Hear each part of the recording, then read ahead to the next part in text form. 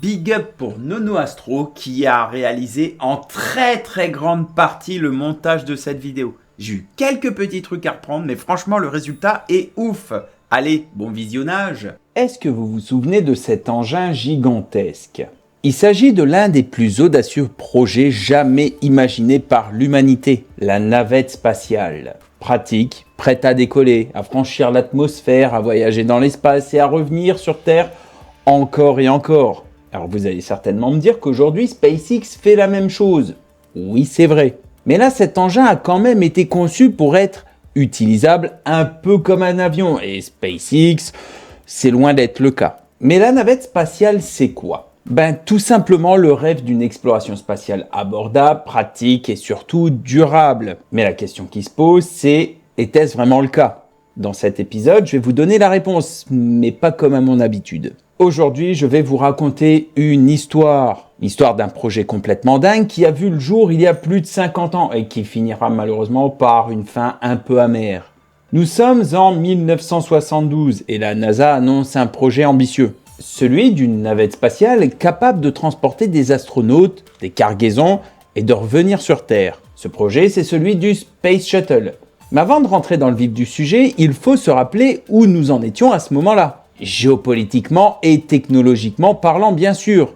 Les États-Unis avaient accompli l'exploit historique de poser un pied sur la Lune en 69 avec Apollo 11, un jalon marquant de la conquête spatiale. Sans parler évidemment d'Apollo 12, 14, 15, 16 et 17, en envoyant 12 astronautes visiter notre satellite naturel. Mais une question demeurait. Et après ? Les missions Apollo, c'était incroyable, mais faut pas oublier que c'était coûteux et difficile à maintenir dans le temps. Une fois l'objectif lunaire atteint, il devenait évident d'ouvrir un nouveau chapitre sur la conquête de l'espace. Et c'est là que l'idée d'une navette spatiale réutilisable est née. Mais attention, celle-ci n'a pas été seulement un moyen de transport, elle a incarné un véritable changement dans notre façon d'accéder à l'espace. C'était une promesse de démocratisation de l'exploration spatiale, parce que les navettes allaient permettre des missions de plus en plus complexes, comme par exemple l'envoi, l'entretien et la réparation du télescope spatial Hubble.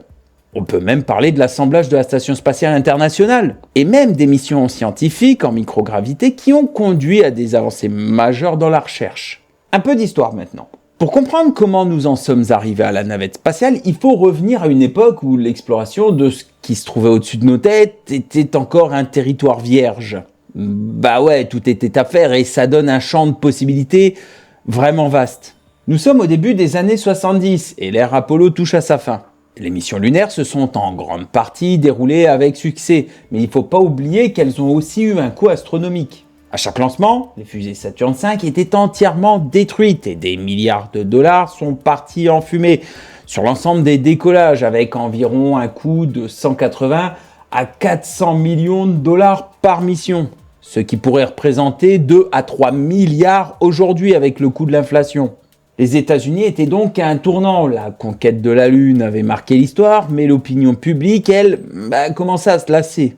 Pourquoi continuer d'envoyer des hommes sur la Lune si ce n'était plus qu'un exercice technique sans grande avancée ?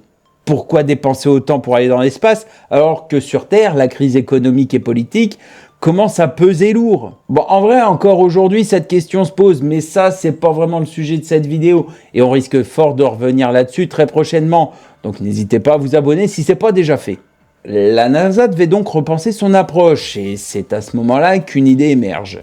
Plutôt que de construire des fusées jetables comme un mouchoir usagé, pourquoi ne pas créer un véhicule réutilisable ? Alors ce concept n'était pas totalement nouveau, dès les années 50 et 60, des ingénieurs avaient imaginé des véhicules spatiaux capables de revenir et d'atterrir comme des avions. Mais à cette époque, la technologie n'était pas encore prête, les fusées classiques restaient la seule option viable. Par contre, avec les avancées réalisées pendant le programme Apollo, la NASA avait désormais les moyens d'envisager de tels projets. Et c'est en 72, sous la présidence de Richard Nixon, que le programme Space Shuttle, ou navette spatiale, est officiellement lancé. Il est aussi vrai que concevoir un vaisseau réutilisable, c'était un défi colossal. Il fallait un engin capable de supporter les forces extrêmes de lancement, de résister aux températures infernales de la rentrée atmosphérique et d'atterrir en toute sécurité. Et le défi majeur, le bouclier thermique. Et encore aujourd'hui, c'est un problème, comme on a pu le constater par exemple lors de ce lancement du Starship de SpaceX. On y voit la tôle carrément bleuir sous l'effet de la chaleur ou même certains endroits prendre feu. Contrairement aux capsules Apollo, qui utilisaient des boucliers uniques, la navette aurait besoin d'un revêtement capable d'endurer plusieurs missions. La solution, des tuiles thermiques en céramique, extrêmement légères et résistantes à la chaleur, une innovation, mais aussi une source de complications. Il fallait aussi concevoir un système de lancement. Plutôt que d'être posée sur une fusée comme les capsules précédentes, la navette serait fixée sur un immense réservoir externe rempli d'hydrogène liquide, flanqué de 2 boosters à poudre, autant dire un énorme engin explosif en cas de couac. Ces boosters aussi devaient être réutilisables, récupérés à chaque vol pour réduire les coûts. L'idée était révolutionnaire, mais l'argent, ça pousse pas sur les arbres. La NASA espérait que la navette spatiale deviendrait un moyen de transport de routine, avec des vols hebdomadaires en orbite, mais le budget alloué ne permettait pas d'atteindre cet objectif. Des compromis furent donc nécessaires, comme par exemple la conception des boosters à poudre qui fut modifiée pour économiser, ce qui allait plus tard jouer un rôle tragique dans l'histoire du programme, mais ça on y reviendra plus tard. Malgré tous ces défis, les premiers prototypes virent le jour. Le premier modèle, grandeur nature, baptisé Enterprise, effectua plusieurs vols d'essai dans les années 70, mais sans jamais aller dans l'espace. Il s'agissait surtout de tester sa capacité à planer et à atterrir après une rentrée atmosphérique. Le véritable test viendrait bien plus tard avec une première mission habitée, une première chance pour cette machine révolutionnaire de prouver qu'elle était à la hauteur des ambitions placées en elle. Et c'est ainsi qu'en 1981, après des années de recherche, de tests et de débats politiques, la navette spatiale Columbia était prête pour son premier vol. Un moment historique où l'humanité allait enfin voir si ce pari complètement insensé pouvait devenir une réalité. Pour la première fois, un engin spatial réutilisable allait être mis en orbite et revenir sur Terre. Le 12 avril, à exactement 7h du matin, la navette Columbia décolle du centre spatial Kennedy en Floride. C'est la mission STS-1, le premier vol habité du programme. À son bord, seulement 2 astronautes. John Young, vétéran des missions Gemini et Apollo, et Robert Crippen, qui vivait ici son premier voyage dans l'espace. Alors l'enjeu est colossal, jamais auparavant un vaisseau spatial avait été testé en vol habité dès sa première mission. Pendant ces 2 jours en orbite, Young et Crippen testent les systèmes de bord, vérifient la stabilité de la navette et observent comment elle réagit dans l'espace. Malgré quelques petites anomalies, notamment la perte de plusieurs tuiles du bouclier thermique, Columbia tient bon. Et après 54 heures de mission, l'engin spatial amorce sa rentrée dans l'atmosphère terrestre. Puis vient ensuite l'atterrissage. Contrairement aux capsules précédentes qui finissaient dans l'océan, Columbia allait se poser comme un avion sur une piste en dur. À 10h21, sous les yeux du monde entier, la navette touche le sol à la base d'Edwards en Californie. Et la mission est réussie. Ce premier vol marque clairement une véritable révolution et la navette spatiale est désormais une réalité. Elle prouve que l'idée d'un engin réutilisable est viable et surtout elle ouvre la voie à une toute nouvelle ère dans l'exploration spatiale. Après le succès de STS-1, la NASA accélère le programme. La navette spatiale est conçue pour devenir un véritable camion de l'espace, capable d'effectuer plusieurs missions par an, que ce soit pour des expériences scientifiques, des lancements de satellites ou des missions militaires. Les années 80 voient alors une montée en puissance du programme. Columbia retourne en mission, suivi ensuite de Challenger, Discovery, Atlantis et plus tard Endeavour.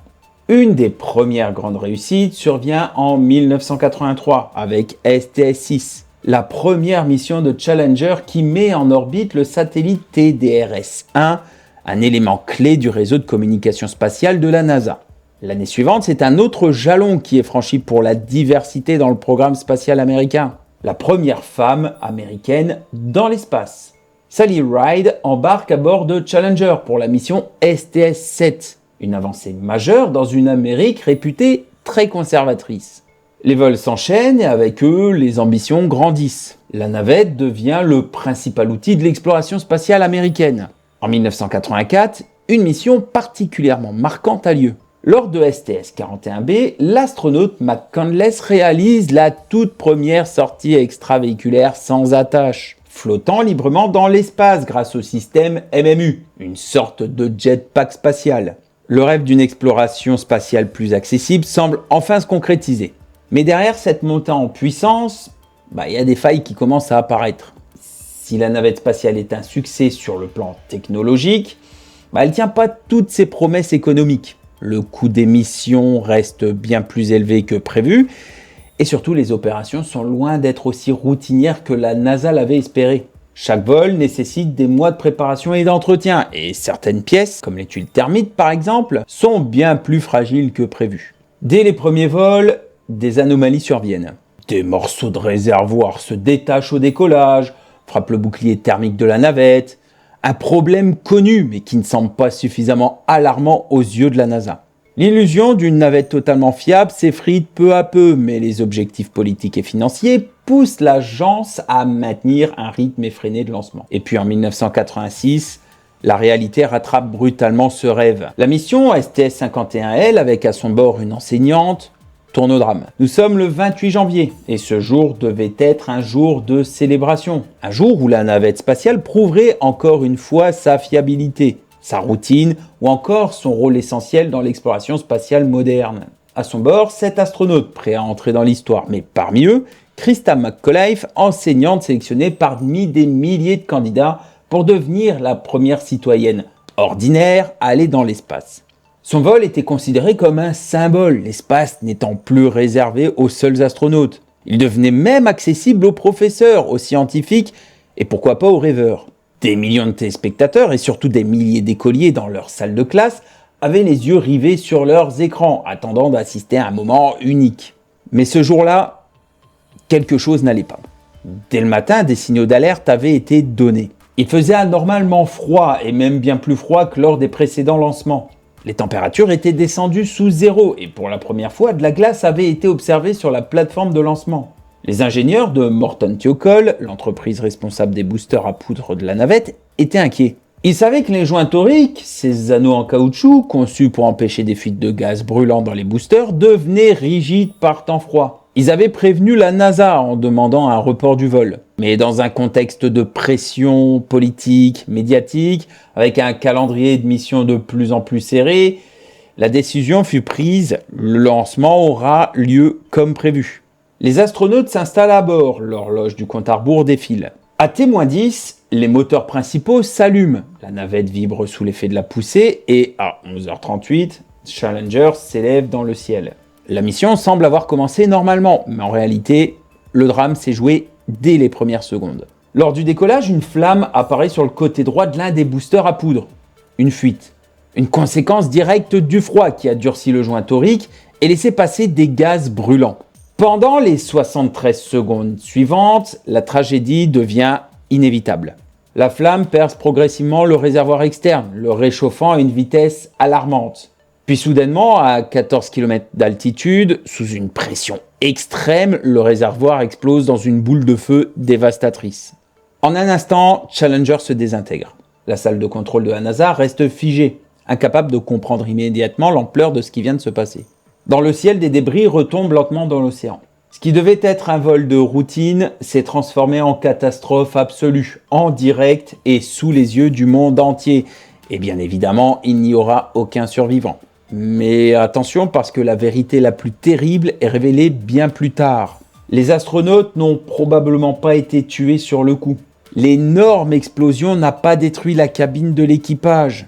Ils auraient vécu la chute impuissants avant l'impact final avec l'océan, près de 3 minutes plus tard. L'Amérique est sous le choc. Les écoles, les familles, la nation entière, toutes ces personnes qui avaient suivi le lancement avec admiration et enthousiasme se retrouvent confrontés à une tragédie insupportable. Le président Ronald Reagan, qui devait donner son discours annuel sur l'état de l'Union ce soir-là, annule son programme et s'adresse directement au peuple américain. Ces mots resteront gravés dans l'histoire. La future exploration spatiale continuera, mais nous ne l'oublierons jamais. C'est dur de dire au revoir à ces astronautes, mais nous savons qu'ils sont partis en défiant les limites humaines en explorant les cieux. Nous ne les oublierons jamais, ni cette dernière fois où nous les avons vus ce matin-là alors qu'ils s'élevaient et touchaient le visage de Dieu. Forcément, ce discours empreint de gravité et de respect marque un tournant. Les enquêtes qui suivent révélèrent que la catastrophe aurait pu être évitée. Le rapport de la commission Roger, dirigé par des scientifiques et des astronautes, confirme que les joints toriques des boosters étaient défectueux et que la NASA avait ignoré les avertissements des ingénieurs. Pire encore, le célèbre physicien Richard Feynman, membre de la commission, réalise une démonstration simple mais implacable devant les caméras. Il plonge un joint torique dans un verre d'eau glacée et montre qu'il perd immédiatement son élasticité. Une erreur technique, couplée à une pression institutionnelle, a coûté la vie à 7 astronautes. Face à cette tragédie, la NASA met le programme des navettes en pause pendant près de 3 ans. Des modifications sont apportées au booster et de nouvelles règles de sécurité sont instaurées. Mais l'héritage de Challenger dépasse la simple refonte technique. Bah ouais, ce drame marque la fin de l'illusion d'une exploration spatiale simple et sans risque. Il rappelle que l'espace reste un territoire hostile, que chaque vol est une bataille contre les lois de la physique et que chaque décision compte. À partir de ce moment-là, chaque lancement sera accompagné d'une vigilance accrue, d'une conscience plus profonde des dangers de cette machine. Bon, après Challenger, faut dire aussi que l'avenir de la navette spatiale semblait incertain. L'Amérique était en deuil, la NASA en pleine remise en question, et le monde entier se demandait si la navette spatiale pouvait encore être un symbole de progrès plutôt que de tragédie. Et après presque 3 ans d'arrêt, la navette spatiale était enfin prête à voler à nouveau. Le 29 septembre 1988, sous les regards anxieux des ingénieurs, des familles et du monde entier, Discovery s'élève dans le ciel pour la mission STS-26. C'est le premier vol après Challenger et forcément un silence de mort domine dans la salle de contrôle. Les secondes passent, puis les minutes, mais cette fois tout fonctionne parfaitement et la navette est de retour. Mais cette renaissance ne signifie pas un simple retour à la normale. Bah oui, comme dit précédemment, la NASA a profondément revu ses protocoles. Les boosters à poudre responsables de l'explosion de Challenger sont entièrement repensés, le processus de prise de décision devient plus transparent. Mais il y a aussi une prise de conscience plus large. La navette seule ne suffira pas pour l'avenir de l'exploration spatiale. C'est là qu'une nouvelle vision commence à émerger, la coopération internationale. Depuis le début de la guerre froide, les programmes spatiaux américains et soviétiques avaient toujours été en compétition féroce. Mais à la fin des années 80, le monde change. L'URSS vit ses derniers instants, le rideau de fer tombe et dans ce nouveau contexte, l'espace devient un terrain de rapprochement, un pont entre deux anciennes surpuissances rivales. En 1993, un accord historique est signé. Les États-Unis et la Russie vont collaborer dans le domaine spatial. Et cette collaboration prend une forme concrète. Les navettes spatiales américaines commenceront à docker avec la station spatiale russe Mir. Pour la première fois depuis la course à la Lune, des Américains et des Russes vont travailler ensemble en orbite. En 1995, lors de la mission STS-71, Atlantis devient la première navette à s'amarrer à Mir. Les images sont historiques, des astronautes américains flottant aux côtés des cosmonautes russes dans une station qui, quelques années plus tôt, était le symbole même de la rivalité spatiale. Ce moment marque un tournant. La conquête de l'espace n'est plus une course, mais un effort collectif. Mais Mir, c'était qu'un début. Une nouvelle ambition commence à prendre forme, la construction d'une station spatiale internationale, un projet où la NASA, la Russie, l'Europe, le Japon et le Canada travailleront ensemble. Et forcément, la navette spatiale joue un rôle clé. En 1998, la mission STS-88 menée par Endeavour transporte et assemble les premiers modules de l'ISS en orbite. C'est le début d'un chantier colossal qui prendra plusieurs années pour être achevé. Sans la navette spatiale et sa capacité unique à transporter des modules volumineux et à assembler des structures en orbite, la Station spatiale internationale n'aurait jamais pu voir le jour. Pendant les années 2000, la navette devient un élément essentiel du programme de l'ISS, réalisant des dizaines de missions pour livrer des modules, des panneaux solaires, du matériel scientifique et même des astronautes. Mais au-delà de l'ISS, les navettes spatiales réalisent aussi d'autres exploits techniques. En 1990, Discovery lance le télescope spatial Hubble, l'un des instruments scientifiques les plus révolutionnaires de tous les temps. Mais rapidement, un problème majeur est détecté. Le miroir primaire d'Hubble est légèrement déformé, rendant ces images floues. Plutôt que d'abandonner ce projet d'un coût colossal, la NASA prend une décision audacieuse, réparer Hubble en orbite.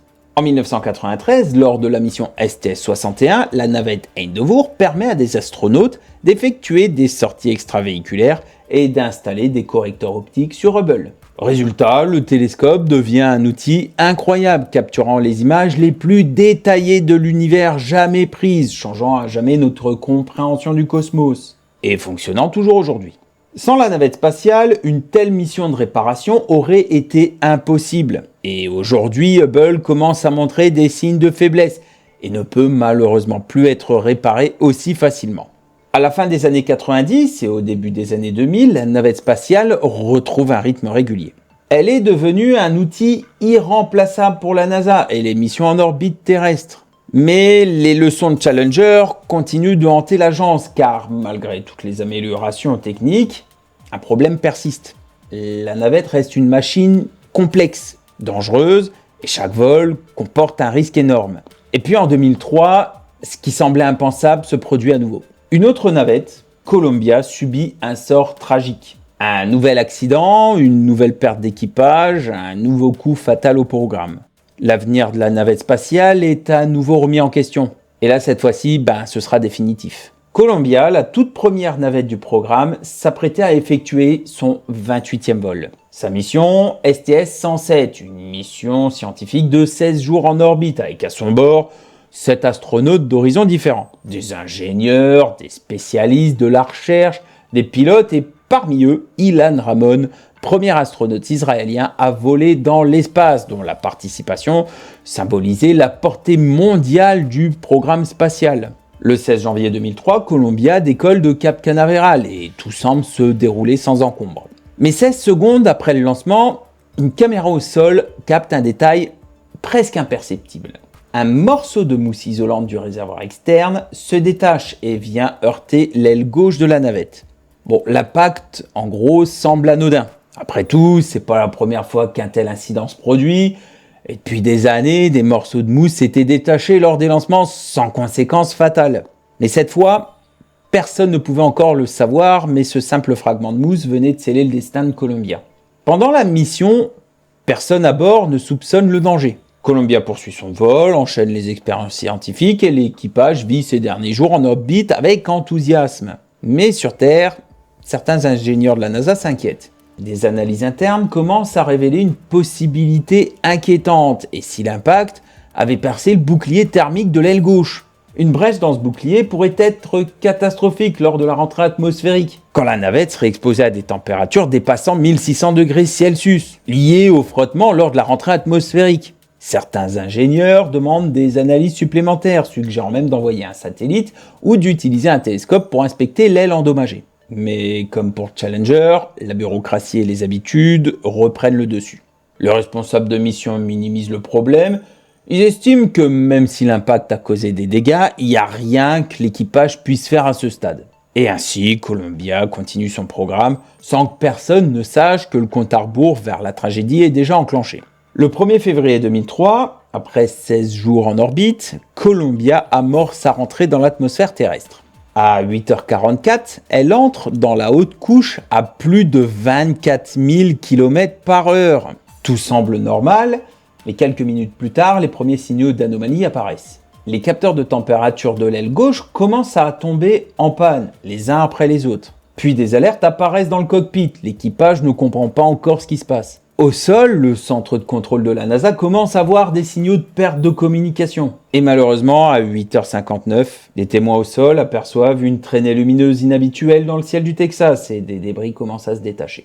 La structure de Columbia cède sous l'effet de la chaleur extrême et en une fraction de seconde, la navette se désintègre à 60 km d'altitude. Les 7 astronautes sont tués sur le coup.